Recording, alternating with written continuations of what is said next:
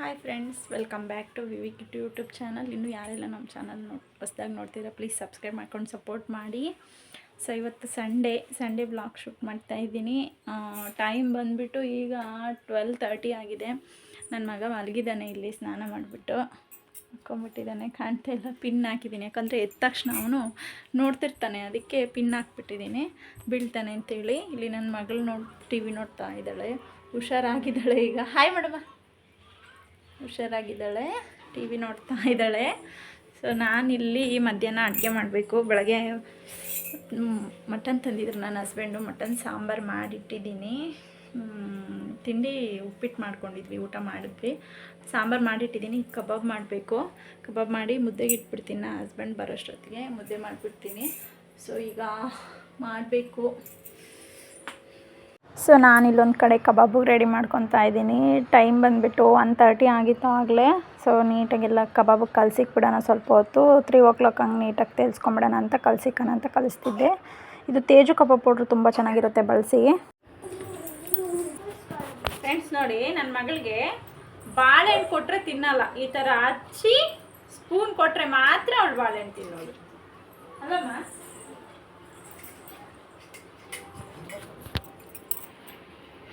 So ಹೊರಗಡೆ weather ನೋಡ್ತಾ ಇರ್ಬೋದು ನೀವು ಯಾವ ಥರ ಇದೆ ಅಂತ ನಮ್ಮ ಮನೆ ಹತ್ರ ನೋಡಿ.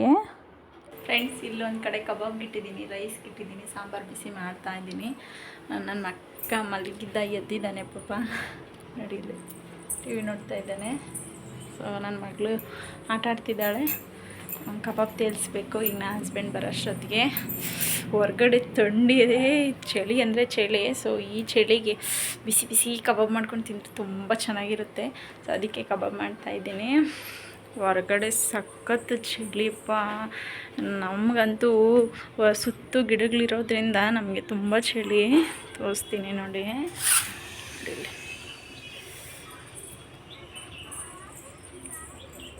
ಸೊ ಈಗ ತಿಂದ್ಬಿಟ್ಟು ಪಾತ್ರೆಗಳಿದ್ದಾವೆ, ತೊಳ್ಕೊಬೇಕು. ಊಟ ಆದಮೇಲೆ ತೊಳೆಯೋಣ ಅಂತ ಸುಮ್ಮನೆ ಅದೇ. ನಮ್ಮ ಅಮ್ಮ ಬರ್ತೀನಿ ಅಂತ ಫೋನ್ ಮಾಡಿದರು. ನನ್ನ ಮಗಳು ಅಮ್ಮಮ್ಮ ಬರುತ್ತೆ ಅಂತ ಖುಷಿಯಾಗಿದ್ದಾಳೆ.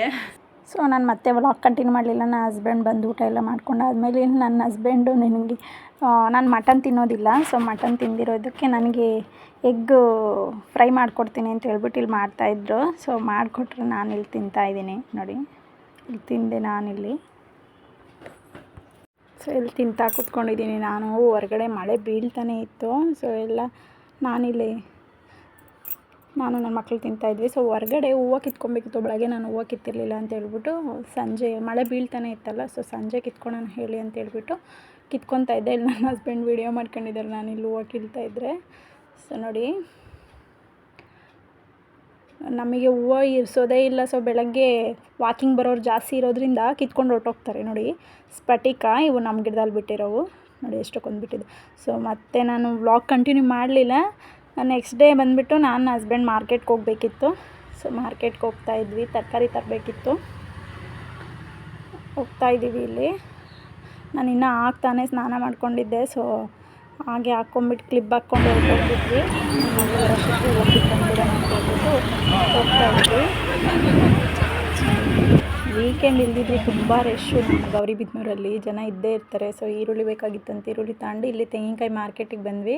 ಸೊ ತೆಂಗಿನಕಾಯಿ ತಗೊಂಡ್ವಿ ನೋಡಿ. ಇಲ್ಲಿ ತೆಂಗಿನಕಾಯಿ ತೊಗೊಂಬಿಟ್ಟು ಮನೆಗೆ ಬಂದುಬಿಟ್ಟು ನನ್ನ ಹಸ್ಬೆಂಡ್ ಟೀ ಕೇಳಿರೋ ಅಂತ ಟೀ ಮಾಡಿಕೊಡ್ತಾಯಿದ್ದೆ.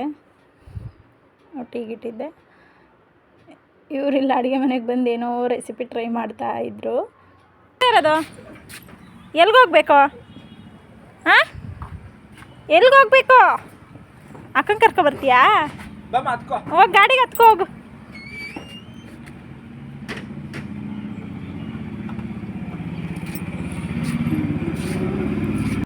ಸಂಜೆ ಮಗಳನ್ನ ಕರ್ಕೊಂಬಂದಾದ ನಂತರ ನಾನಿಲ್ಲಿ ಪೂಜೆ ಮಾಡ್ಕೊಳೋಣ ಅಂತ ಹೇಳ್ಬಿಟ್ಟು ಮಂಡೆ ಆಗಿರೋದ್ರಿಂದ ನೀಟಾಗೆಲ್ಲ ದೇವ್ರ ಮನೆ ಎಲ್ಲ ಒರೆಸ್ಕೊಂಬಿಟ್ಟೆ ನೋಡಿ. ನೆನ್ನೆ ನಮ್ಮ ಗಿಡದಲ್ಲಿ ಕಿತ್ತಿಟ್ಟಿರೋವು ಕಟ್ಟಿಟ್ಟಿದ್ದೆ ಹೂವು. ಸೊ ಎಲ್ಲ ನೀಟಾಗಿ ಹೂವು ಹಾಕ್ಕೊಂಬಿಟ್ಟೆ ದೇವ್ರಿಗೆ ಹೂವು ಹಾಕ್ಕೊಂಡು ಪೂಜೆ ಮಾಡ್ಕೊತಾ ಇದ್ದೀನಿ. ನನ್ನ ಮಗಳು ಸಂಜೆ ಬಂದಿದ್ದೆ, ನನಗೆ ಸ್ನ್ಯಾಕ್ಸ್ ಬೇಕು ಅಂತ ಕೂತಿದ್ಲು. ಸೊ ಸ್ನ್ಯಾಕ್ಸ್ ತರೋಣ ಅಂತ ಹೇಳಿಬಿಟ್ಟು ಹೋದ್ವಿ ನೋಡಿ. ಇಲ್ಲಿ ಸ್ನ್ಯಾಕ್ಸ್ ತೊಗೊಳೋಣ ಅಂತ ಹೋದ್ವಿ. ಅವಳು ಸುಮ್ಮನೆ ಆಸೆ ಅಷ್ಟೇ, ಎಲ್ಲ ತೊಗೊತಾಳೆ. ಮನೆಗೆ ಬಂದಮೇಲೆ ಏನೂ ತಿನ್ನೋದಿಲ್ಲ ಅವಳು. ನನ್ನ ಮಗಳಿಗೆ ಊಟ ಮಾಡಿಸೋದು ಒಂದು ದೊಡ್ಡ ಟಾಸ್ಕ್ ನನಗೆ. ನೋಡಿ, ಅದು ಬೇಕು ಇದು ಬೇಕು ಅಂತ ಎಲ್ಲ ತೊಗೊತಾಳೆ, ಏನು ತಿನ್ನೋದಿಲ್ಲ ಅವಳು. ನೋಡಿಲಿ, ಮಮ್ಮಿ ಇದು ಬೇಕು ಅದು ಬೇಕು ಅಂತಿದ್ದಾಳೆ. ಮನೆಗೆ ಬಂದ ತಕ್ಷಣ ಎಲ್ಲ ಇಟ್ಟಿದ್ದೀವಿ. ನನ್ನ ಮಗಳೇ ಇಲ್ಲ ಇಲ್ಲಿ, ಆಟ ಆಡ್ತಿದ್ದಾಳೆ. ನನ್ನ ಮಗ ಎಲ್ಲ ಕಿತ್ಕೊಂಡು ಕೂತ್ಕೊಂಡಿದ್ದಾನೆ. ಸೊ ಇದು ಹಾಲ್ಕೋವ ನಿಮಗೆ ನೆನಪಿದೆಯಾ? ಚಿಕ್ಕವಾಗೆಲ್ಲ ತಿಂದಿದ್ದು ನೆನಪಿರ್ಬೋದು ನಿಮಗೆ. ಫ್ರೆಂಡ್ಸ್, ಈಗ ಟೌನಿಗೆ ಹೋಗಿ ಬಂದೆ. ನನ್ನ ಮಕ್ಳಿಗೆ ತಿನ್ನೋಕ್ಕೆ ಖಾಲಿಯಾಗಿತ್ತು ಅಂತ ಹೇಳ್ಬಿಟ್ಟು ಸ್ನ್ಯಾಕ್ಸ್ ತರೋಣ ಅಂತ ಹೋಗಿ ಸ್ನ್ಯಾಕ್ಸ್ ತೊಗೊಂಬಂದ್ವಿ. ಸೊ ಸ್ನ್ಯಾಕ್ಸ್ ತಂದು ನನ್ನ ಮಗಳು ನೆನ್ನೆಯಿಂದ ಕ್ಲೇ ಕೇಳ್ತಾಯಿದ್ಲು ಆಟಾಡೋಕ್ಕೆ. ಕ್ಲೇ ಕೇಳ್ತಾಯಿದ್ರೆ ಅವಳಿಗೆ ಕ್ಲೇ ಕೊಡಿಸಿದೆ ತಿನ್ನೋದೇ ಬೇಕಾಗಿಲ್ಲ ಅವಳಿಗೆ. ಏನೂ ತಿಂದಿಲ್ಲ, ಸುಮ್ಮನೆ ಕೊಡಿಸ್ಕೊಂಬಿಟ್ಲು. ಎಲ್ಲ ಎತ್ತಿಕೊಂಬಿಟ್ಟೆ, ಕ್ಲೇಯಲ್ಲಿ ಆಟ ಆಡ್ತಿದ್ದಾಳೆ. ಮನೆ ಎಲ್ಲ ನನ್ನ ಮಗ ಗಲೀಜು ಮಾಡಿದ್ದಾನೆ, ಕಸ ಗುಡಿಸ್ಬೇಕು. ಸೊ ಕಸ ಗುಡಿಸಿ ಅಡುಗೆ ಏನಿಲ್ಲ, ಸಾಂಬಾರಿತ್ತು, ರೈಸ್ ಮಾಡ್ಕೊಂಬಿಟ್ಟಿದ್ದೀನಿ. ನನ್ನ ಮಗಂಗೆ ಊಟ ಮಾಡಿಸ್ಬೇಕೀಗ. ಸೊ ನನ್ನ ಮಗಳಿಗೆ ಹೋಮ್ವರ್ಕ್ ಬರೆಸ್ಬಿಟ್ಟಿದ್ದೀನಿ, ಓದಿಸ್ಬೇಕು. ಟೆಸ್ಟ್ಗಳು ನಡೀತಿದ್ದಾವೆ ಅವಳಿಗೆ. ಸೊ ಓದಿಸ್ಬೇಕು, ಕಸ ಗುಡಿಸ್ಕೊಬೇಕೀಗ. ಇಲ್ಲಿ ನಾನೆಲ್ಲ ಕಸ ಗುಡಿಸ್ಕೊಳೋಣ ಅಂತ ಹೇಳ್ಬಿಟ್ಟು ಅವ್ರ ಪಪ್ಪ ಹೊರಗಡೆ ಕರ್ಕೊಂಡೋಗಿದ್ರು, ಮಕ್ಕಳನ್ನ ಆಟಾಡಿಸ್ತಿದ್ರು. ಸೊ ನಾನೆಲ್ಲ ಕಸ ಗುಡಿಸ್ಕೊತಾ ಇದ್ದೀನಿ. ಇಲ್ಲಿ ನನ್ನ ಮಕ್ಳಿಗೆ ಏನನ್ನ ಸ್ವಲ್ಪ ತಿನ್ನೋಕ್ಕೆ ಕೊಟ್ಟರೆ ಆ ಸ್ವಲ್ಪದಲ್ಲೂ ಮನೆಯೆಲ್ಲ ಮಾಡಿಬಿಟ್ಟು ನನಗೆ ಕೊಟ್ಟಿರ್ತಾರೆ ವಾಪಸ್ಸು. ಸೊ ನಾನೆಲ್ಲ ಕಸ ಗುಡಿಸ್ಕೊಂಡು ನನ್ನ ಮಗಳಿಗೆ ಓದಿಸೋಣ ಅಂತೇಳ್ಬಿಟ್ಟು ಕೂತ್ಕೊಂಡು ಓದಿಸ್ತಾ ಇದ್ದೆ. ಸೊ ಅವಳಿಗೆ ಓದಿಸಿದಾಗಿದ್ದ ನಂತರ ಮಲ್ಕೊಂಬಿಟ್ವಿ. ಸೊ ಈಗ ಒಂದು ರೆಸಿಪಿ ತೋರಿಸ್ತೀನಿ ನೋಡಿ, ಬೆಂಡೆಕಾಯಿ ಫ್ರೈ ಹೇಗೆ ಮಾಡೋದಂತ ತೋರಿಸ್ತೀನಿ. ಚಪಾತಿಗೆ ತುಂಬ ಚೆನ್ನಾಗಿರುತ್ತೆ, ಒಂದು ಸರಿ ಮಾಡಿ ನೋಡಿ. ಏನಿಲ್ಲ, ಒಂದು ಪ್ಯಾನ್ಗೆ ಎಣ್ಣೆ ಹಾಕ್ಕೊಳ್ಳಿ ಫಸ್ಟು. ನೋಡಿ, ಒಂದೆರಡು ಟೇಬಲ್ ಸ್ಪೂನಷ್ಟು ಎಣ್ಣೆ ಹಾಕ್ಕೊಂಬಿಟ್ಟು ಸಾಸಿವೆ ಜೀರಿಗೆ ಸೇರಿಸ್ಕೊಬೇಡಿ. ನೋಡಿ, ಇಲ್ಲಿ ಸಾಸಿವೆ ಹಾಕ್ಕೋತಾ ಇದ್ದೀನಿ ನಾನು. ನಂತರ ಜೀರಿಗೆ ಹಾಕ್ಕೊಳ್ಳಿ. ನೋಡಿ, ಅವೆರಡು ಇಲ್ಲಿ ಚಿಟಪಟ ಅಂದಿದ ನಂತರ ಒಂದು ಸ್ವಲ್ಪ ಉದ್ದಿನಬೇಳೆ ಬರುತ್ತಲ್ಲ, ಉದ್ದಿನಬೇಳೆ ಹಾಕ್ಕೊಳ್ಳಿ. ಒಂದು 1/4 ಟೀ ಸ್ಪೂನಷ್ಟು ಉದ್ದಿನಬೇಳೆ ಹಾಕ್ಕೊಂಡು ಕರ್ಬೇವಿನ ಸೊಪ್ಪು ಮತ್ತು ಸಣ್ಣದಾಗಿ ಹಚ್ಕೊಂಡು ಈರುಳ್ಳಿ ಹಾಕ್ಕೊಳ್ಳಿ. ಈರುಳ್ಳಿ ಹಾಕ್ಕೊಂಡು ನೀಟಾಗಿ ಈ ಥರ ಫ್ರೈ ಮಾಡ್ಕೊಳ್ಳಿ. ನೋಡಿ, ಫ್ರೈ ಮಾಡ್ಕೊತಾ ಇದ್ದೀನಿ. ಈ ಥರ ನೀಟಾಗಿ ಫ್ರೈ ಆದಮೇಲೆ ಟೊಮಟೊ ಹಾಕ್ಕೊಳ್ಳಿ. ನಾನಿಲ್ಲೊಂದು ಅರ್ಧ ಟೊಮಟೊ ಹಾಕ್ಕೊಂಡಿದ್ದೀನಿ ಅಷ್ಟೇ. ಸೊ ಇಲ್ಲಿ ಟೊಮಟೊ ಹಾಕ್ಕೊಂಡು ನೀಟಾಗಿ ಈ ಥರ ಫ್ರೈ ಮಾಡ್ಕೊಬೇಕು. ನೋಡಿ, ಈ ಥರ ನೀಟಾಗಿ ಫ್ರೈ ಆಗಬೇಕು. ಇದಾದ ನಂತರ ಸ್ವಲ್ಪ ಶುಂಠಿ ಬೆಳ್ಳುಳ್ಳಿ ಪೇಸ್ಟ್ ಹಾಕ್ಕೊಳ್ಳಿ. ಶುಂಠಿ ಬೆಳ್ಳುಳ್ಳಿ ಪೇಸ್ಟ್ ಹಾಕ್ಕೊಂಡು ಅದು ಸಹ ಹಸಿ ವಾಸನೆ ಹೋಗೋ ಥರ ನೀಟಾಗಿ ಈ ಥರ ಫ್ರೈ ಮಾಡ್ಕೊಳ್ಳಿ.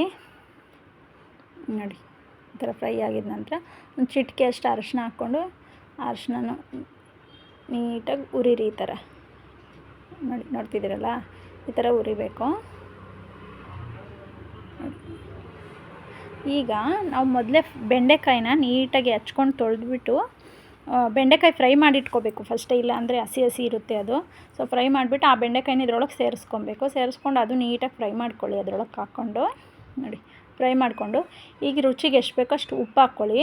ಉಪ್ಪು ಹಾಕ್ಕೊಂಡು ಅದು ನೀಟಾಗಿ ಮಿಕ್ಸ್ ಮಾಡ್ಕೊಳ್ಳಿ. ನೋಡಿ, ಈ ಥರ ನೀಟಾಗಿ ಮಿಕ್ಸ್ ಆಗಬೇಕು. ಮಿಕ್ಸ್ ಮಾಡ್ಕೊಳ್ಳಿ. ಮಿಕ್ಸ್ ಮಾಡ್ಕೊಂಡು ಲಿಡ್ ಕ್ಲೋಸ್ ಮಾಡಿಬಿಡಿ ಸ್ವಲ್ಪ ಹೊತ್ತು. ನೋಡಿ, ಈ ಥರ ಲೋ ಫ್ಲೇಮಲ್ಲಿ ಇಟ್ಬಿಟ್ಟು ಲಿಡ್ ಕ್ಲೋಸ್ ಮಾಡಿಬಿಡಿ.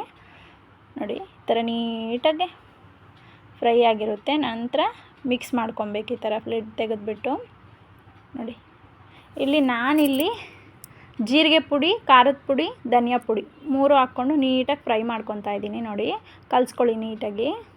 ನೋಡಿ, ಇಲ್ಲಿ ಇನ್ನೇನು ಬೇಡ ಫ್ರೆಂಡ್ಸ್, ಇಷ್ಟೇ. ಮಸಾಲೆ ಜಾಸ್ತಿ ಹಾಕೋಕೊಡ್ಬೇಡಿ. ಚಪಾತಿಗೆ ರೊಟ್ಟಿಗೆಲ್ಲ ತುಂಬ ಚೆನ್ನಾಗಿರುತ್ತೆ. ನೋಡಿ, ಈ ಥರ ನೀಟಾಗಿ ಫ್ರೈ ಮಾಡ್ಕೋಬೇಕು. ಸ್ವಲ್ಪ ನೀರು, ಆ ಬೆಂಡೆಕಾಯಿ ಬೇಯಲಿಕ್ಕೆ ಸ್ವಲ್ಪ ನೀರು ಹಾಕ್ಕೊಂಬಿಟ್ಟು ಅದು ನೀಟಾಗಿ ಮಿಕ್ಸ್ ಮಾಡ್ಕೊಳ್ಳಿ. ನೋಡಿ, ಇಲ್ಲಿ ನೀಟಾಗಿ ಮಿಕ್ಸ್ ಮಾಡ್ಕೋಬೇಕು. ನೋಡ್ತಿದ್ದೀರಲ್ಲ, ಈಗ ನೀಟಾಗಿ ಕುಕ್ ಆಗಿದೆ. ನೋಡಿ, ಲಾಸ್ಟಲ್ಲಿ ಕೊತ್ತಂಬರಿ ಸೊಪ್ಪು ಹಾಕ್ಕೊಂಬಿಟ್ಟು ಸ್ವಲ್ಪ ಕಾಯಿ ತುರಿ ಹಾಕ್ಕೊಳ್ಳಿ. ನೋಡಿ, ಇಲ್ಲಿ ನಾನು ಕಾಯಿ ತುರಿ ಹಾಕ್ಕೊತಾ ಇದ್ದೀನಿ. ನೀಟಾಗಿ ಕಾಯಿ ತುರಿ ಹಾಕ್ಕೊಂಡು ಮಿಕ್ಸ್ ಮಾಡ್ಕೊಬಿಡಿ. ನೋಡಿ, ಈ ಥರ ಮಿಕ್ಸ್ ಆಗಬೇಕು. ಚೆನ್ನಾಗಿರುತ್ತೆ ಫ್ರೆಂಡ್ಸ್, ಒಂದು ಸರಿ ಟ್ರೈ ಮಾಡಿ ನೋಡಿ. ಬೆಂಡೆಕಾಯಿ ಗೊಜ್ಜು ಇದು.